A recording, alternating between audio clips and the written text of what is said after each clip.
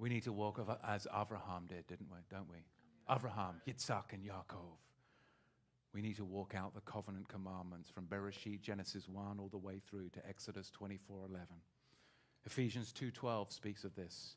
Kepha Aleph 2 chapter verse 9 speaks of this, and Galutia chapter 3 verse 10 speaks of this.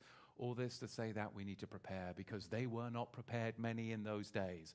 And these are the days as they were the days, the final days before the month of the siege of 70 of the Common Era, when that lower priesthood stopped the daily sacrifices after being influenced by the righteous teacher, Yaakov. You see, the lower priesthood, the Melchizedek zealots, they stopped the daily sacrifice after being influenced by the righteous teacher.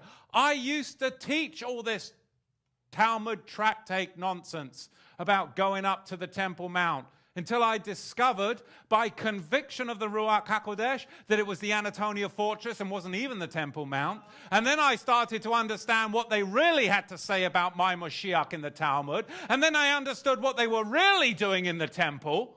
And then I understood that they weren't even Jews, that they were Khazars, saying that they were Jews and they are not, but in fact are the synagogue of Satan.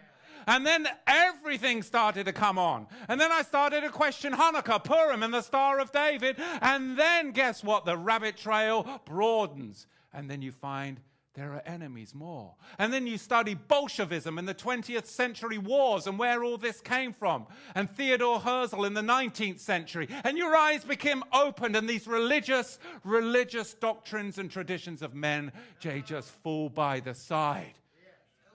He who has an ear, let him hear what the Ruach HaKodesh saith. And it's the Ruach HaKodesh that convicted me and has convicted many of you of these things.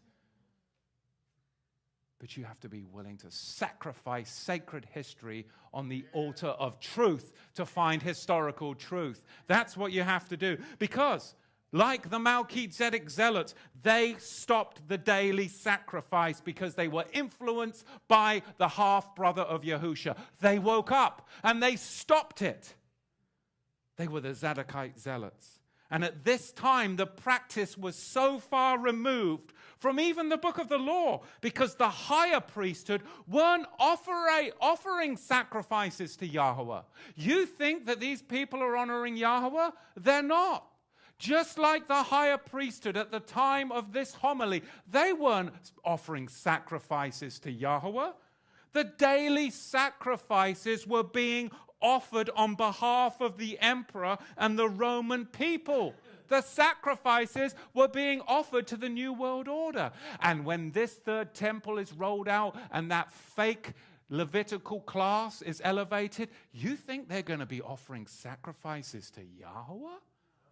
They're going to be offering sacrifices to the New World Order Illuminati system, just like it was in 70 of the Common Era.